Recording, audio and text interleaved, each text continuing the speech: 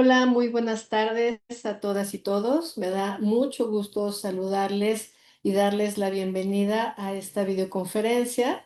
Mi nombre es Aldara Cabrera y soy titular de la Unidad de Divulgación y Cultura de la Escuela de Salud Pública de México, a nombre de la subdirectora de Desarrollo y Extensión Académica, la doctora Nenet Saavedra. Agradezco su presencia en esta nueva sesión del ciclo de videoconferencias de la Escuela de Salud Pública de México.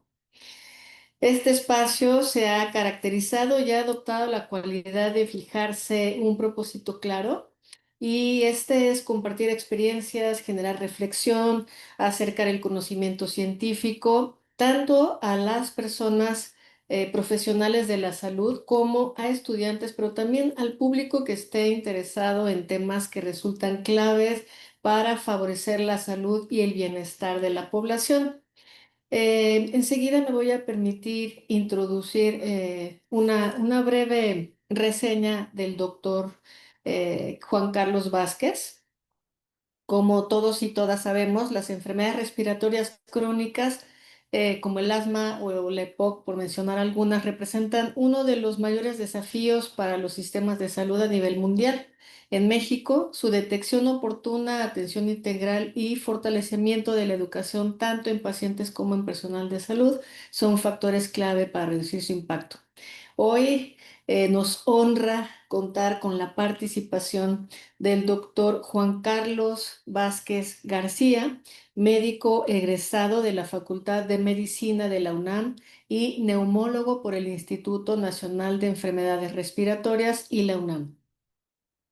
Es maestro en Ciencias Médicas por la Universidad Nacional Autónoma de México y cuenta con alta especialización en fisiología respiratoria y medicina del sueño por la Universidad de Calgary en Alberta, Canadá.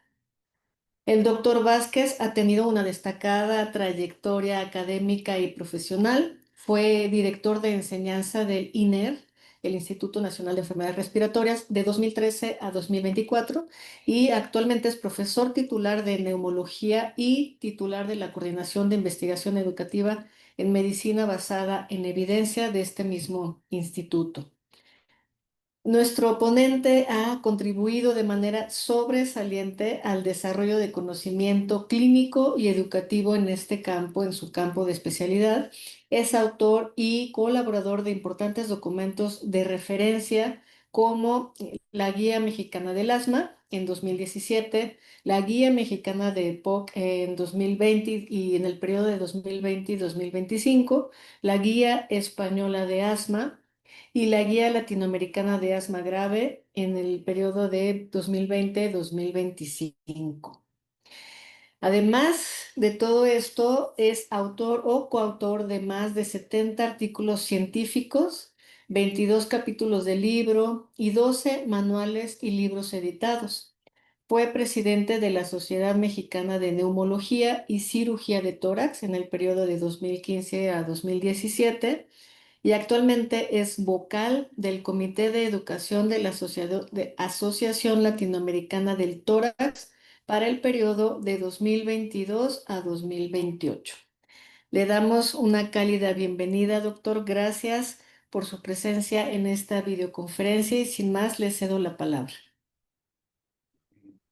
Muchas gracias, maestra Aldara. Muchas gracias también por su amable presentación. Buen día a todas y todos, nuestro auditorio, por supuesto. Y bueno, para mí es un gran gusto y un mayor honor compartir este espacio educativo. En los siguientes minutos, si me lo permiten, compartiré mi pantalla y hablaremos un poco de lo que consideramos en el campo de la medicina respiratoria. Permítanme, perdón, poner, ok.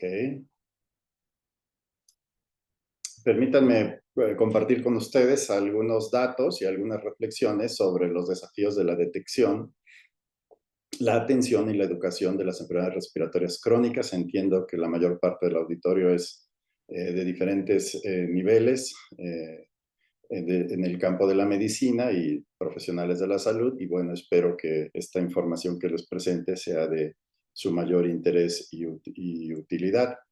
He preparado algunos temas que considero relevantes. Voy a hablar sobre la mortalidad de las enfermedades respiratorias. Voy a tocar en detalle el ejemplo de POC como una carga importante para la salud de la población mundial y de México. También haré algunas consideraciones sobre otras enfermedades respiratorias que son muy numerosas. Solo tomaré como ejemplo las más frecuentes y de mayor carga a la salud. Algo muy importante, hablar de tabaquismo y de las exposiciones respiratorias que pronostican una salud respiratoria también amenazada durante las siguientes generaciones. Y por supuesto, para cerrar, hablaré de algunos desafíos educativos, pero también de sus áreas de oportunidad. Pasando a la parte de mortalidad, esta es muy interesante en el mundo, pero como solemos decir en el campo de la medicina respiratoria, todo suele subestimarse. A diferencia de los años previos de la pandemia, esto se ha marcado un poco más debido a las pandemias, en lo particular lo que ocurrió en la pandemia de influenza en el 2010 y en la pandemia de COVID-19 que recién acabamos de pasar y completar un lustro de haber comenzado ese calvario.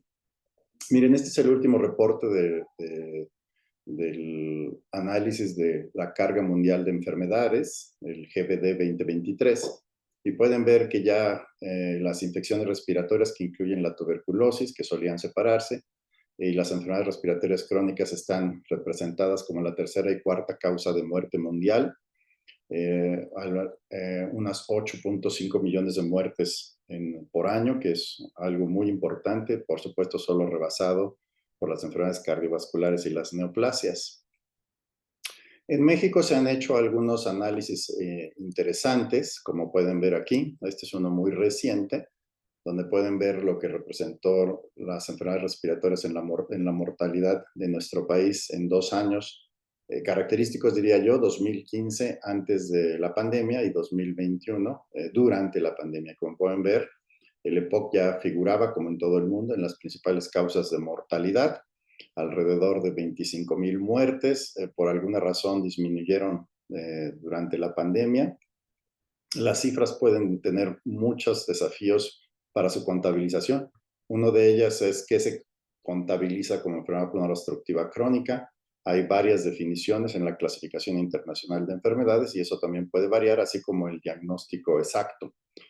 Aquí también pueden ver el impacto de la influenza y la neumonía, que también se considera un incremento importante en el transcurso y posterior a la pandemia. Pero en términos generales, lo que pueden ver es que las muertes respiratorias representan una carga importante de la mortalidad. En el 2015 fueron el 6.6%, pero después, durante la pandemia, se incrementaron hasta el 28%.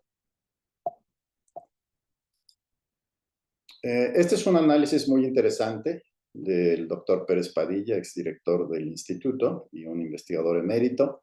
Y vean ustedes, él agrupó en esta publicación 40 muertes, 40 causas de muerte respiratoria, pero en rojo no pretendo que vean la tabla en detalle, estas son las 40 causas, pero lo que pueden ver en rojo son las causas que no son registradas como respiratorias, es decir, las causas respiratorias suele ser en la clasificación internacional de enfermedades, la clasificación J, pero otras causas son francamente respiratorias. Les pongo, por ejemplo, el cáncer pulmonar, la tromboembolia pulmonar, la neumonía en VIH. En fin, hay muchas causas que no se clasifican y hay incluso algunas muy interesantes. Vean, las causas clasificadas como no respiratorias en la mortalidad representan el 29% en el 2015 y hasta 74% que incluye COVID, que no está clasificado en enfermedades respiratorias, aunque nadie lo niega, que es una causa importante de mortalidad, o lo fue en estos años de la pandemia. Y vean, por ejemplo, algunos otros casos interesantes. Por ejemplo, tromboembolia pulmonar se clasifica en enfermedades cardiovasculares, el síndrome de obesidad hipoventilación, que es francamente respiratorio, el antiguo PICWIC, está clasificado en enfermedades endócrinas, la apnea del sueño, en enfermedades del sistema nervioso, incluso algunos otros tumores están clasificados como hematológicos, son tumores pulmonares, por supuesto. Entonces, cuando hablan de mortalidad, tienen que considerar este subregistro, que si no se contabiliza propiamente, pues entonces no se toman en cuenta para otros aspectos como la gestión de recursos para la salud o la formación de recursos humanos, que es muy importante. Todas estas enfermedades las tomamos en cuenta debido a que impactan en la demanda de recursos especializados de la salud. Estoy hablando de especialistas respiratorios. Este es otro análisis del doctor Pérez Padilla, en donde se explora la mortalidad por enfermedades respiratorias en México, con base en el estudio de la carga mundial de enfermedades, el GBD 2021. Y pueden ver, tiene por supuesto el impacto de la pandemia de COVID-19, porque es el estudio correspondiente al 2021. Y aquí pueden ver que en el año 2021 se registraron más de 336,000 muertes en un solo año, y 30.5% de todas las muertes fueron de origen respiratorio. Por supuesto, pueden ver la gran carga que ocasionó la pandemia. Esto fue prácticamente unas 3 veces mayor de lo registrado en 2019. Pero si revisan las enfermedades crónicas, no es muy diferente. Aquí pueden ver la mortalidad por estados, que también tiene una diferencia importante, como verán en esto y otros datos, pero pueden ver que la principal causa de mortalidad es la enfermedad pulmonar obstructiva crónica, pero también figuran ya enfermedades pulmonares intersticiales que hace no muchos años eran prácticamente desconocidas y que se ha visto una mortalidad creciente. Algunas de ellas registran mortalidades superiores ya a las de algunos cánceres en cuanto a sobrevidas, por supuesto. Aquí tienen las neoplasias respiratorias, los tumores malignos, y pueden ver que el cáncer broncogénico sigue siendo la principal causa de muerte, no solo por cáncer en México, sino en el mundo. Es un cáncer menos frecuente que otros bien conocidos, pero sí causa una gran mortalidad en las personas que lo padecen. Y las infecciones, bueno, las infecciones son un gran desafío.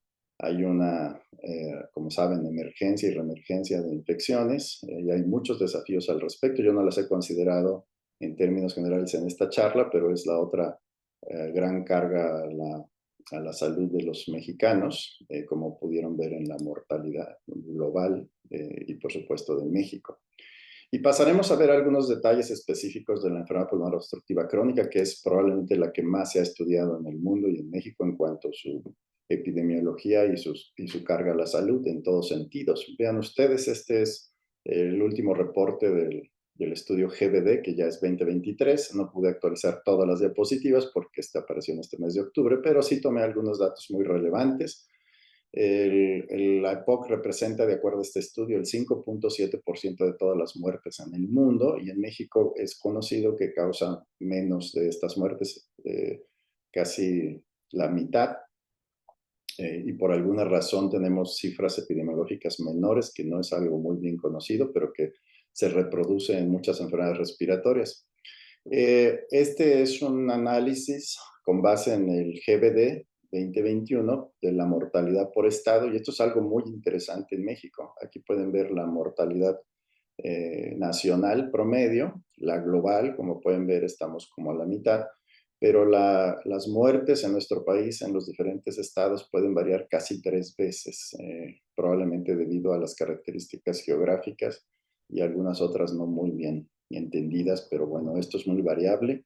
Por lo tanto, cuando hablamos de carga a la salud, pues también tenemos que considerar estas variaciones geográficas.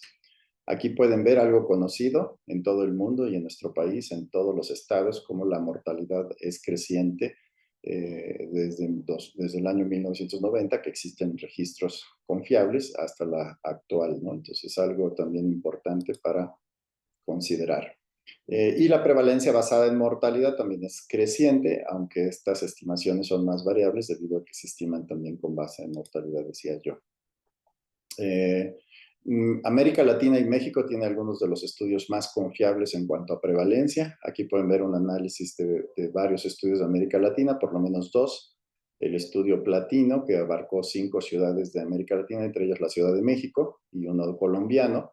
Y pueden ver algo que conocemos repetidamente con base en este estudio y otros repetidos en México, incluso algunos más recientes por estado, como México reporta una de las prevalencias más bajas de América Latina y del mundo Es algo no del todo comprendido, pero se reproduce en muchas enfermedades respiratorias. Dentro de todas nuestras desventajas tenemos esta que parece ser una menor prevalencia. Este es el estudio que les comentaba, el estudio platino. Fue el primero que con metodología estandarizada y métodos diagnósticos actualizados midió la prevalencia de POC en 5 ciudades de América Latina, entre ellas la Ciudad de México. Y lo que les quiero llamar la atención aquí es que de todo el estudio, muy pocos de las personas encuestadas habían realizado una espirometría, que es la prueba diagnóstica estándar dorado para el diagnóstico de la enfermedad. Vean ustedes, para que tengan una idea, en primer nivel de atención, por lo menos 20% de la población tiene una indicación de espirometría, la población adulta, pero cuando se hizo la encuesta, solamente 11.5% de las personas mayores de 40 años habían hecho una espirometría en su vida. Vean, los fumadores de más de 10 paquetes años, 18%, y los que tenían diagnóstico de POC referido, una tercera parte solo se confirmó que te habían hecho ese diagnóstico con base a espirometría. Esto les da este escenario diagnóstico de la enfermedad. Esta es la clasificación de gravedad de la enfermedad por obstrucción y vean la frecuencia en que se había realizado espirometría en este grupo poblacional. Aún los muy graves, solamente 25% tenían, hasta un 25% tenían subdiagnóstico de la enfermedad, y esto tiene que ver con la realización de la espirometría. Entonces, el escenario epidemiológico de la enfermedad sigue siendo muy sombrío en cuanto a diagnóstico. Aquí se estimó un subdiagnóstico de casi 89%, pero el error diagnóstico, debido a la pobre utilización de espirometría, pues correspondía a poco más de 2/3 partes, ¿no? Entonces es algo importante, y esto tiene que ver con instrumentación diagnóstica, acceso a la prueba, pero también educación médica. Esto es un fenómeno global, no es de México. Vean, este es otro estudio donde pueden ver la prevalencia en diferentes ciudades, 44 ciudades de 27 países, la prevalencia de la enfermedad y el subdiagnóstico. El subdiagnóstico de la enfermedad en este estudio se estimó entre 77 y 95%, y el promedio de todas las ciudades fue 81.4%. En México estuvo también por ahí del promedio, lo cual les habla de un fenómeno global, y por lo tanto se le ha puesto muchísima atención en el campo de la salud pública. Pero hagamos algunas consideraciones sobre otras enfermedades respiratorias. ¿Es algo similar? Y la respuesta es sí. Aquí tienen algunos ejemplos. El asma es la enfermedad pulmonar más frecuente en el mundo. La prevalencia global se reporta del 1 al 29%. En México anda por ahí entre el 5 y el 10%. La apnea de sueño es una afectación masiva de la población global, con gran impacto en salud cardiovascular. Se estima en un 20% de la población adulta, pero también existe en población pediátrica. El tabaquismo es la principal causa de muerte prevenible en el mundo. En México, en el último estudio realizado por el Instituto Nacional de Salud Pública, se reportan 14.6 millones de mexicanos fumadores, 24% hombres y 7.4% de las mujeres. Las enfermedades respiratorias ocupacionales no son raras. Hay una carga de POC, asma y otras por orden ocupacional, pero también tenemos neumoconiosis, y es algo que sabemos existe, pero hay menos información. La contaminación atmosférica, si bien se ha avanzado, es un reto continuo, y por supuesto otra causa de salud respiratoria importante en los ambientes suburbanos y áreas rurales de nuestro país sigue siendo la exposición a humo de biomasa, que es una de las principales causas de enfermedad pulmonar obstructiva crónica y otras afectaciones a la salud respiratoria de nuestro país. Miren algunos datos adicionales sobre asma. Se estima que afecta a 262 millones de personas en el mundo. En 2019 se estimaron un total de 455,000 muertes por asma. Como les decía, la prevalencia es desde el 1 al 29% de la población. A nivel global la padecen 9.1% de niños y niñas, 11% de adolescentes y 6% de adultos. Es una causa importante de incapacidad y representa una gran carga de salud financiera y psicológica a las personas que la padecen. Algo muy importante, se estima en América Latina que la mitad de los pacientes no han sido bien diagnosticados y sufren de un pobre control de la enfermedad. Una enfermedad controlada puede ser clínicamente parecer grave y eso tiene implicaciones en el tratamiento. México tiene varios estudios de prevalencia y por ahí se han estimado entre el 5 y el 10% de la población general. Tiene características muy particulares porque puede aparecer en cualquier estrato social, en todas las poblaciones, en todas las poblaciones, edades, grupos poblacionales, ¿no? Entonces, eh, y otro aspecto importante es los trastornos respiratorios del dormir. Esto es algo que, como vieron en las causas de mortalidad, se han reportado todos, también en todos los grupos poblacionales, y es un problema que se considera masivo, hasta hace poco normalizado, es algo que se ha investigado en los últimos años a nivel global, estamos hablando de las últimas 3 o 4 décadas, y representa aproximadamente una afectación de la mitad de la población, que son los que se refieren como roncadores, pero entre 20 y 30% de la población adulta sufrirá apnea de sueño, de los cuales entre 2 y 4% serán francamente sintomáticos con gran afectación a la salud.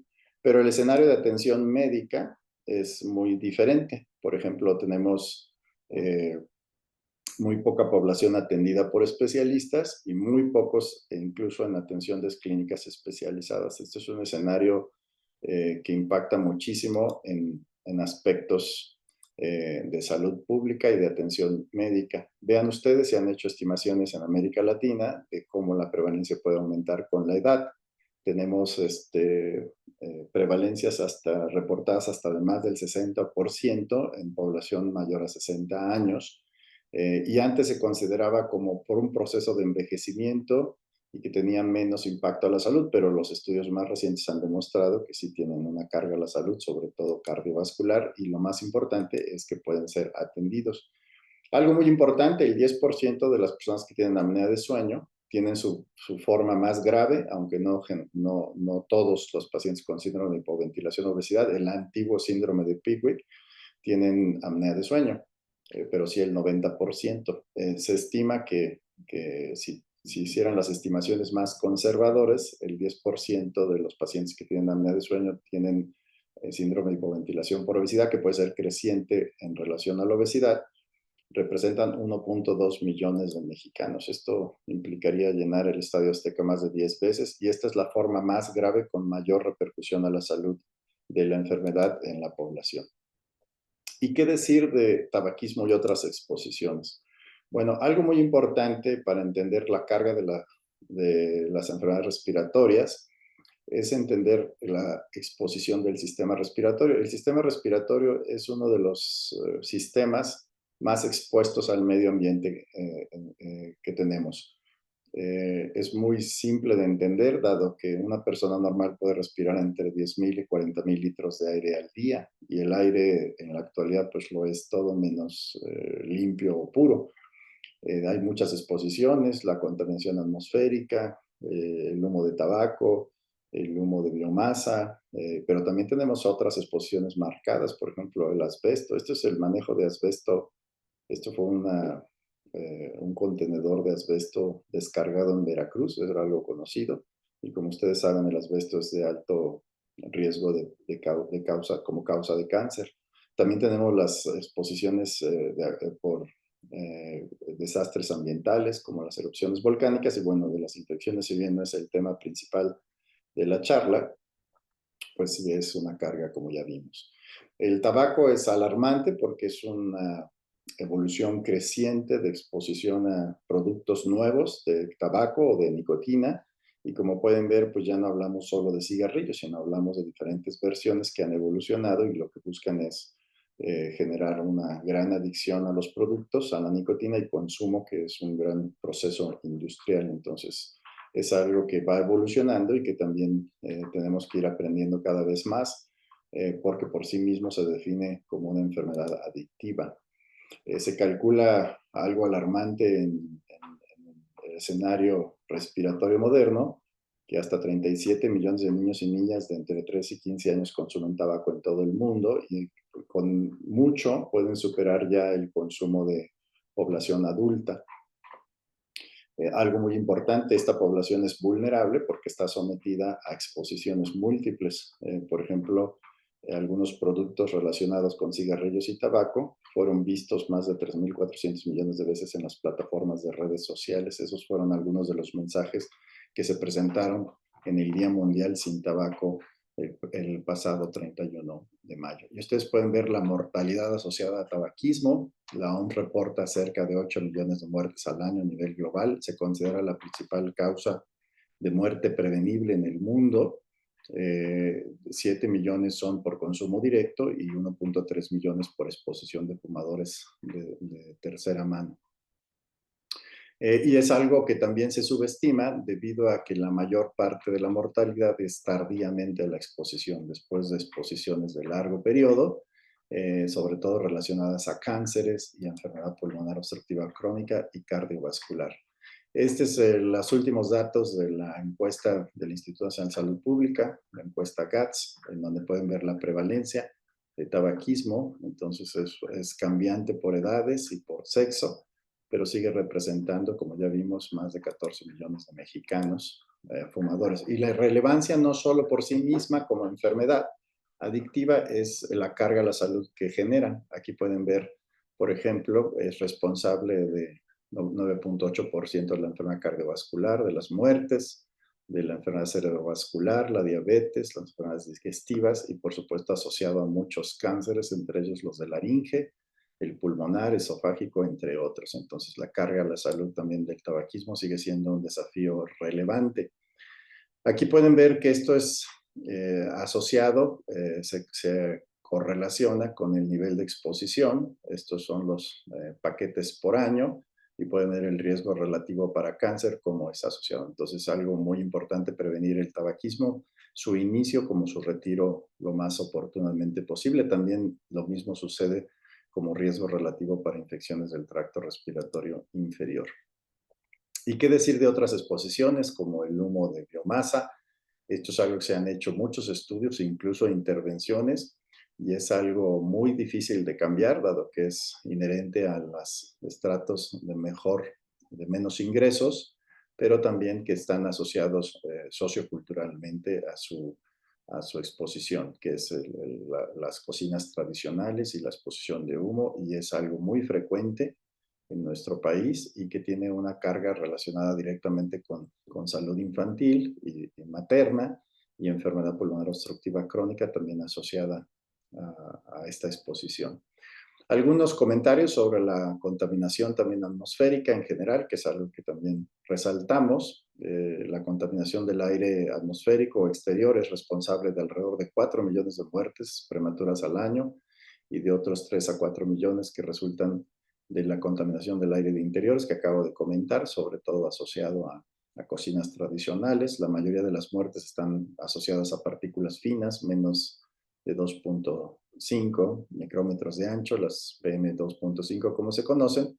Y bueno, todos esos contaminantes se emiten directamente a la atmósfera en forma de humo y polvo, pero también algunos pueden formarse a través de reacciones químicas como el ozono y otros contaminantes. La contaminación atmosférica ha disminuido con algunas regulaciones y cambios en el uso de combustibles y otras políticas, y han tenido una reducción importante. México ya no es una de las ciudades más contaminadas, pero de todos modos estamos varias veces por encima de la norma de exposición, lo cual sin duda tiene un impacto sobre la salud respiratoria. Las exposiciones, sobre todo a contingencias ambientales, están francamente asociadas a incrementos en la mortalidad respiratoria y cardiovascular. Es algo que se ha demostrado de manera homogénea en mucha parte del mundo. Y ya como parte final, quiero comentar con ustedes algunos desafíos que parecen bastante obvios después de los datos que revisamos y que tienen que ver con aspectos de educación, formación de recursos humanos en el área de la salud y en lo particular de la salud respiratoria, pero también sus áreas de oportunidad. Miren, esta parte es muy importante, como ya escucharon. Yo me he dedicado al aspecto de educación y formación en recursos humanos los últimos 20 años de mi carrera, pero algo que le hemos puesto mucha atención es el aspecto de atención y formación. Esto es algo muy obvio para todos, sabemos que así está estructurado el sistema de atención. La base del sistema de atención de la salud está en el primer nivel y segundo, y la parte de tercer nivel es la parte más especializada, que se concentra en la atención de casos graves, complejos, pero también en la formación de recursos humanos altamente especializados. Esto es la punta de la atención, pero cuando hablan de educación se vuelve la base, se invierte la pirámide. O sea, la parte que nos enseña mejor el comprender la investigación, la atención de las enfermedades, pues parte de aquí. Y es, bueno, también por sesgo personal, a lo que entiendo mejor en el sentido de área de oportunidad. Miren, esto ha preocupado en el mundo, son datos de Estados Unidos, y pueden ver aquí la formación de especialistas respiratorios en dos campos, neumólogos e intensivistas, que en Estados Unidos es una sola especialidad.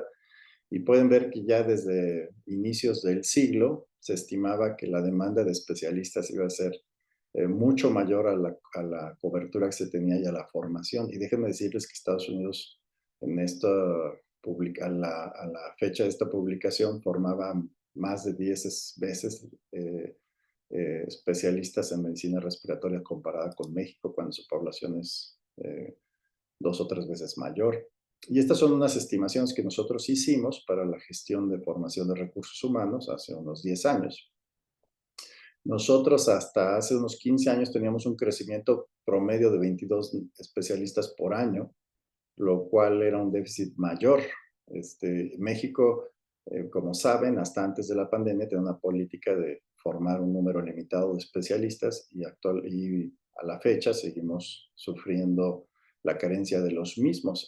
En México sabemos que hay estados de la República que hasta hace no muchos años no contaban con especialistas, no solo de medicina respiratoria o neumólogos, también carecían de muchos otros especialistas como infectólogos, por ejemplo, que pueden tener un impacto en la atención de las enfermedades respiratorias. Esta era la demanda estimada y como pueden ver, el déficit en las siguientes décadas apuntaba a ser mayúsculo. Si bien desde la pandemia ha habido una política de mejor formación de recursos humanos. Este es un estudio comparativo de cobertura de especialistas en América Latina y otras regiones del mundo. Y vean, esto es algo muy general, la cobertura de especialistas por estados o por ciudades es muy compleja porque hay muchas variables que impactan en la atención especializada.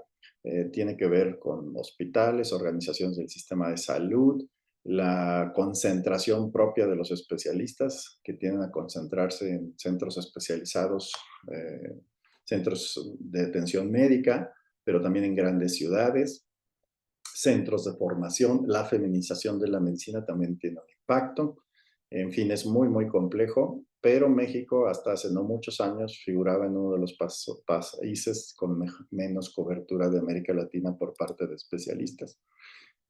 ¿Cómo impacta esto? Pues obviamente en la transmisión del conocimiento y de la atención. Este es un estudio solo como ejemplo de cómo hace unos años los médicos generales en nuestro país, y vean, estoy hablando de médicos de 32 estados, diagnosticaban EPOC. Ya vimos el escenario epidemiológico de la EPOC. Y vean, el diagnóstico debería establecerse con base a su prueba básica, que serían estas respuestas, pero en términos generales, nuestros colegas de primer nivel de atención podrían usar otros métodos diagnósticos que no son específicos. Entonces, y esto es un poco de información porque la parte educativa tiene que evaluarse mejor. Otra gran oportunidad es el desarrollo de recomendaciones dirigidas, como son las guías de práctica clínica. Se han puesto mucho de moda y hay muchas guías de práctica clínica y documentos, pero las guías de práctica clínica son documentos cada vez más universales, altamente recomendados, y en lo particular, si es una guía de práctica clínica, es un documento que está compuesto por recomendaciones basadas en evidencia científica, pero validadas por expertos. Y las guías pueden ser globales, pueden ser regionales, pueden ser locales. Nosotros hemos desarrollado algunas guías, pero les quiero comentar a manera de ejemplo cómo pueden representar una gran área de oportunidad si se desarrollan integralmente. Esta es la última guía que hemos hecho, enfocada en EPOC, que es la principal causa de muerte por enfermedad respiratoria crónica, ya lo hemos comentado. Se estructuró en 25 preguntas clínicas que están enfocadas al diagnóstico, la evaluación inicial y diagnóstico, al tratamiento integral y al manejo de la agudización de la enfermedad, que es una de las principales razones de mortalidad y costos también, por supuesto.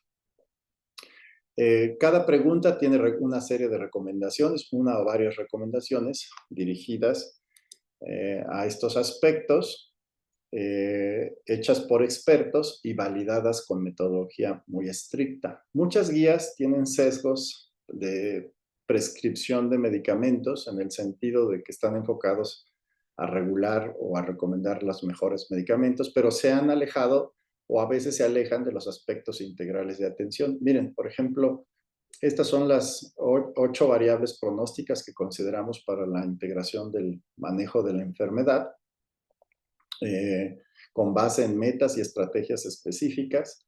Pero vean, por ejemplo, el manejo de medicamentos solo representa en algunos de estos intervenciones. Hay intervenciones que con base en estudios pronósticos de variables pronósticos de morbimortalidad tienen mayor impacto. Por ejemplo, nosotros en la Ciudad de México y en muchas de las ciudades del altiplano, tenemos impacto más por oxigenación que por medicamentos. Entonces, la prescripción de oxígeno debe ser más importante si quieren impactar en la morbimortalidad.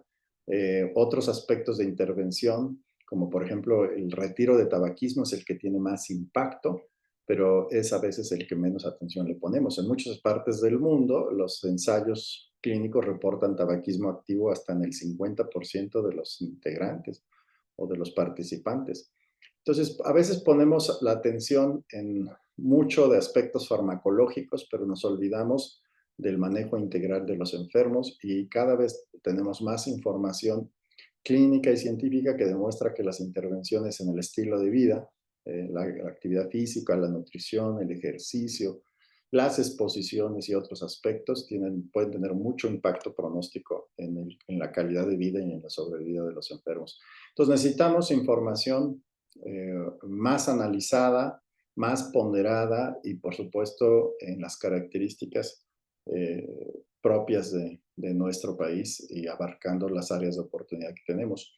El desarrollo de las guías de práctica clínica también están enfocadas a veces solo en la publicación de los documentos, pero en términos generales es solo una parte inicial del desarrollo de los proyectos, la parte de diseminación, de implementación, que tiene que ver con procesos educativos y que la parte electrónica puede ayudar muchísimo, puede tener un mayor impacto y una mayor utilidad en el proceso de desarrollo de una guía de práctica clínica, y esto es esencialmente educación. Esto es lo que estamos tratando de hacer. Nuestros primeros proyectos se enfocaban, por supuesto, en los documentos, pero ahora estamos abordando, y este es uno de los objetivos principales de nuestro departamento y nuestro centro en el instituto, que está enfocado en desarrollar programas educativos para todos los niveles de atención, que van primero, segundo y tercero, por supuesto, para la diseminación de las recomendaciones y, por supuesto, pueden hablar y de las intervenciones que recomiendan las guías de práctica clínica. Y bueno, en términos generales, como conclusión, podemos decir que las enfermedades respiratorias representan una gran carga tanto en mortalidad como en morbilidad de la población de México y del mundo.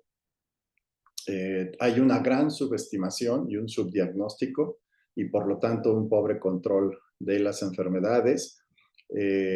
Las exposiciones son una carga brutal, diría yo. Se han alcanzado logros como en contaminación, como en tabaquismo, pero la gran prevalencia de la exposición, los índices de exposición y la incorporación de nuevas exposiciones como nuevos productos de tabaco, pues pronostican todavía mayor impacto en la salud respiratoria de las próximas generaciones. Por supuesto, la atención mejor organizada, la mejor educación, la mejor formación de recursos humanos es algo que tenemos que analizar, tenemos que planear mejor, si no, no tendremos la suficiente cobertura para hacer frente a estos desafíos. Y yo con eso doy por terminada mi plática, espero que haya sido de utilidad y por supuesto estoy a sus órdenes. Muchísimas gracias.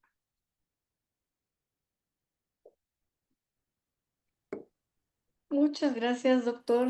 Ya estamos de vuelta en este espacio para compartir con nuestra audiencia, las personas que están conectadas, pues la experiencia que tiene usted con este tema puntualmente en las inquietudes que nos vayan compartiendo.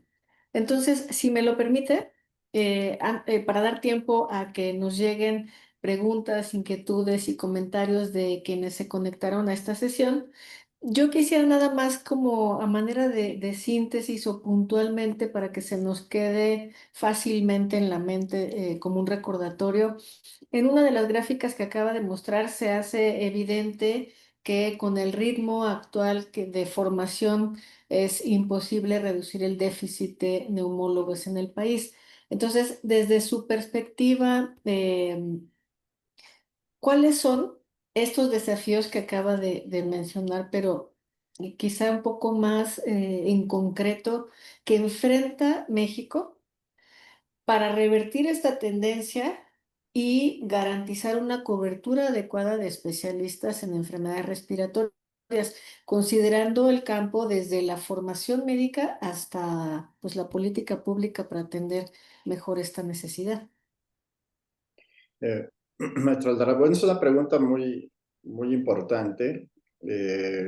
Creemos que los principales barreras para formar más especialistas, primero que nada, era una política de no formar más especialistas, que esta se cambió desde la pandemia, afortunadamente. Solo para que se den una idea, el número de plazas para neumología más que se triplicó. Nosotros ingresábamos al instituto menos de 20 especialistas por año, ahora estamos ingresando desde la pandemia más de 40, solo en el INER, y se abrieron nuevas sedes en el Instituto Mexicano del Seguro Social, en el ISSSTE y en los estados. El impacto de escuelas formadoras tiene una gran repercusión favorable en los lugares. Entonces, si ustedes revisan la cobertura médica en las ciudades y en los sitios donde hay escuelas, y eso se ve en todas las carreras, creo yo, se impacta en la disponibilidad de especialistas. Entonces, creo que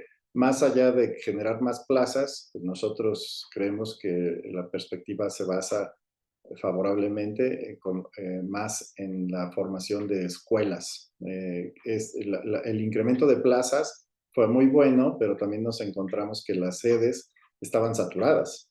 Entonces, lo mismo sucede en los institutos, o sea, no tienen una capacidad de incremento mayor, sino que se tienen que crear nuevas sedes. Y eso es mucho más complejo, porque generalmente implica recursos más altamente especializados y recursos de inversión asistencial. Entonces, ese es el principal.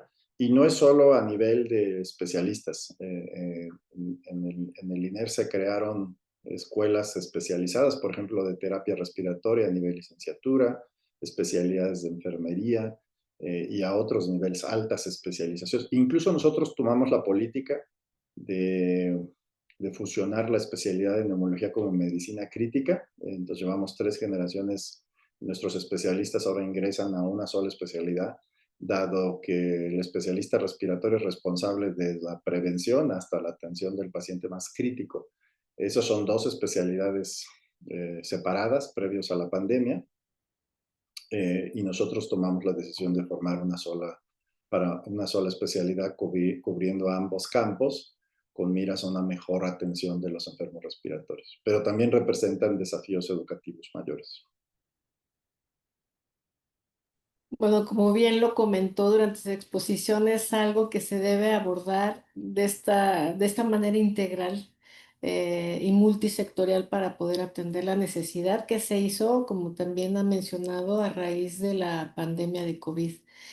Tenemos algunos comentarios, lo felicitan mucho por su exposición. Gabriela Arroyo, la doctora Silvia Ángel Torres también le dice, doctor Vázquez, excelente presentación, gracias por compartir esta información.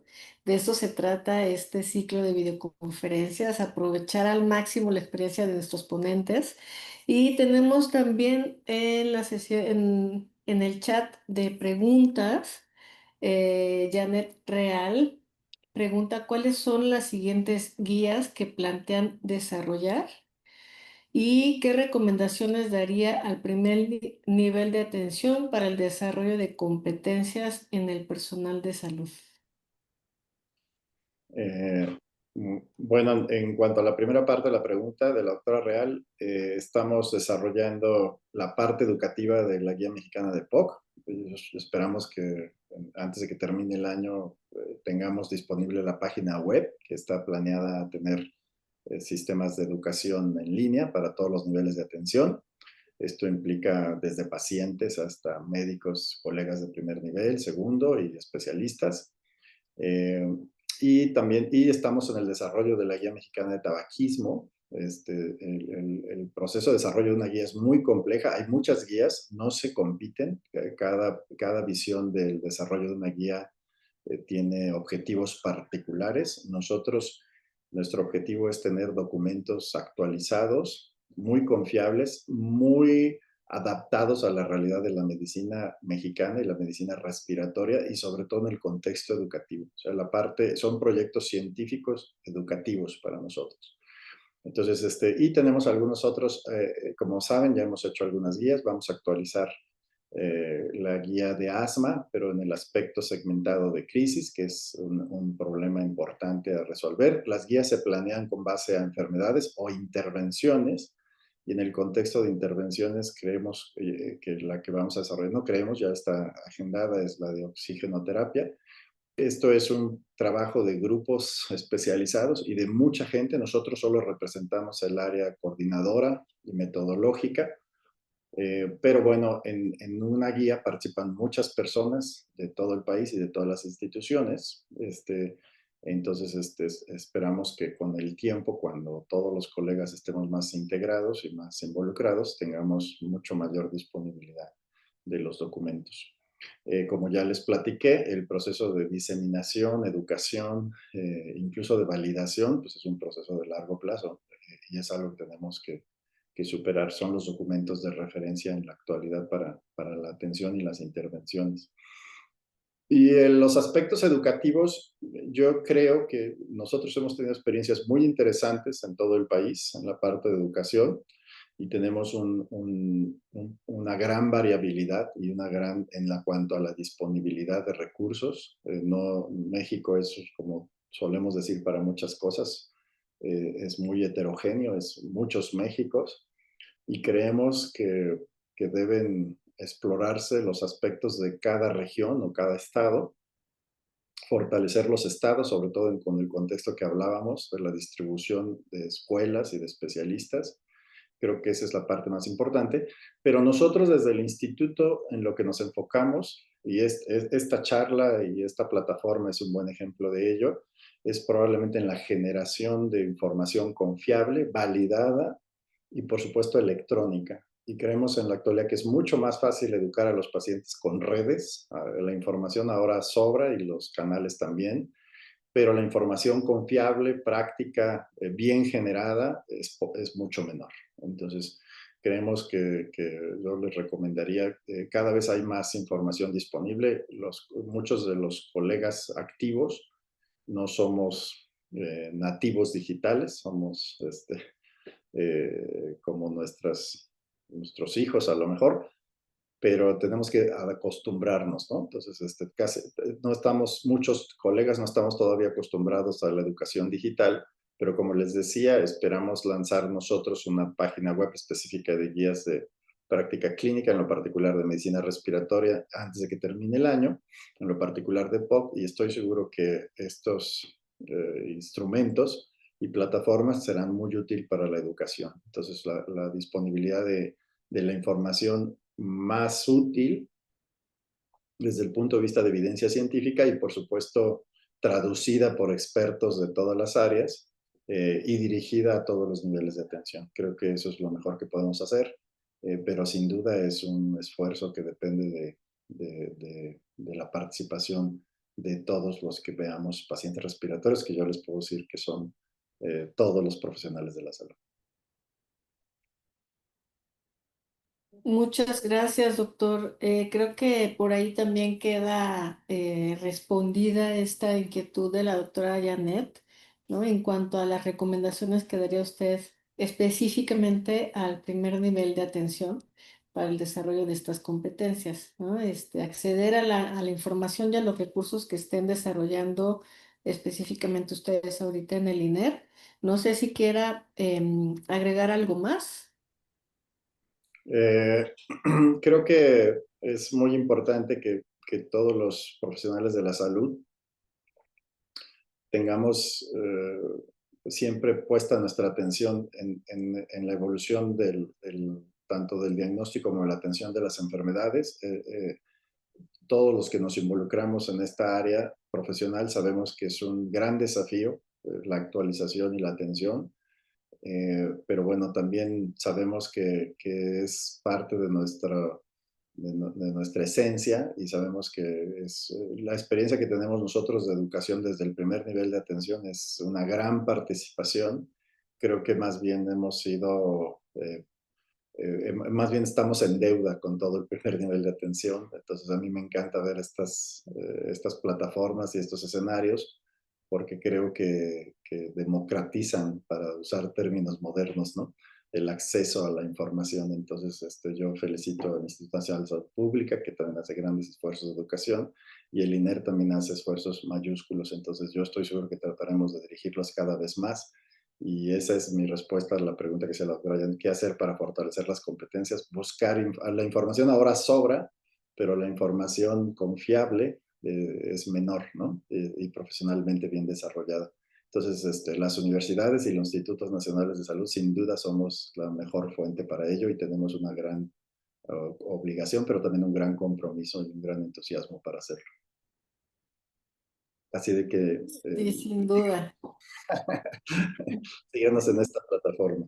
Y Sin duda alguna, doctor. Yo creo que aquí lo que vemos y lo que hemos estado percibiendo durante lo que llevamos del año en este ciclo de videoconferencias es que hay una voluntad y un compromiso muy marcado, muy evidente por nuestras ponentes, nuestros ponentes, con, como mencionaba, con la democratización de información, hacer accesible los datos, porque bueno, está siendo también evidente que necesitamos de la participación también de la sociedad al cuidado, el autocuidado de su salud y de su bienestar, ¿no? Entonces, bueno, pues me parece que ya no tenemos alguna duda ni pregunta que se nos haya ido por ahí. Déjeme verificar. Teresa Marisol le manda un mensaje, excelente ponencia al doctor Juan Carlos. ¿Podrían dar datos para constancia al final? Gracias. Sí, claro, al finalizar les vamos a poner ahí en el chat el enlace para que puedan solicitar su constancia. Y bueno, pues entonces la primera que vamos a entregar el día de hoy en agradecimiento por participar en esta videoconferencia de la Escuela de Salud Pública de México, pues es a nuestro ponente, el doctor Juan Carlos Vázquez García. Muchísimas gracias por su valiosa participación y bueno, pues por compartir con nosotras y nosotros su experiencia, su conocimiento, su pasión por la salud pública y su interés por compartir con la población la información que le ayude a co-crear estos ambientes de cuidado. Gracias también a todas y todos quienes nos acompañaron en esta sesión. Doctor, antes de finalizar, ¿quiere dar algún mensaje? cuídense mucho y cuiden su salud respiratoria. Muchas gracias, maestra. Un honor y un gusto estar con ustedes.